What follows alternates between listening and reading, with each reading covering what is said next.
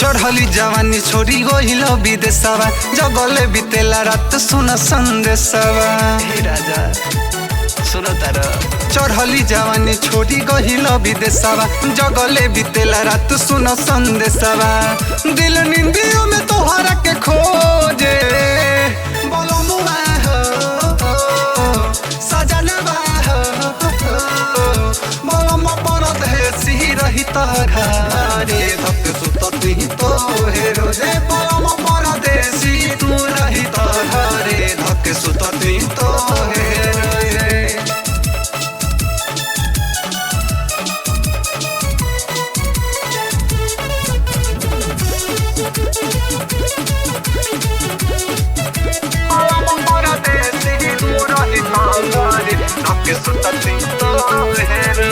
रोवा रोवा हंसी हरे बलमुआ भीतरी छोड़े ला पहानी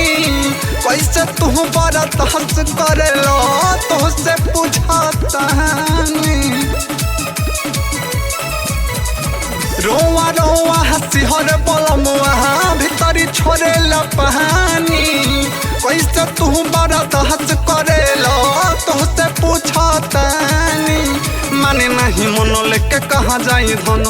आवय सोनिया तू रखी दन मन कैसे ढोई हम जबाना के बोझे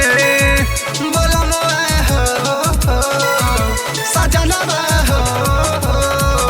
बोलो मो परदेसी रही तो घरे धक सुतती तो हे रोजे बोलो मो परदेसी रही तो घरे तो धक सुतती तो हे रोजे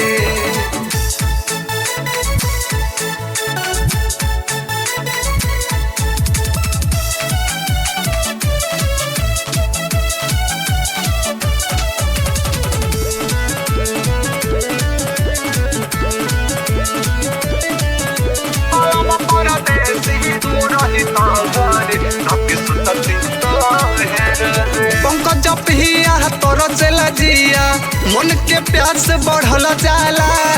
बानी हम कच्चा नहर कली हो सैया नहीं सहल जाला सोनू पिया तोर चला जिया मन के प्यार से बढ़ल जाला बानी हम कच्चा नहर कली हो सैया नहीं सहल जाला तोर से सिंगर दूर बार तू भतर बात न बुझाला करी के कर से प्यार सुते जाई बयान कैसे जे बोलो मोए हो सजनवा बोलो मो परदेसी रही तोहरा रे धक सुतती तो हे रोजे बोलो मो परदेसी रही तोहरा रे धक सुतती तो हे रोजे चढ़ली जवानी छोड़ी गइल विदेशवा जगले बितेला रात सुन संदेशवा दिल निंदियों में तोहरा के खोजे बोलो मुआ हो सजनवा हो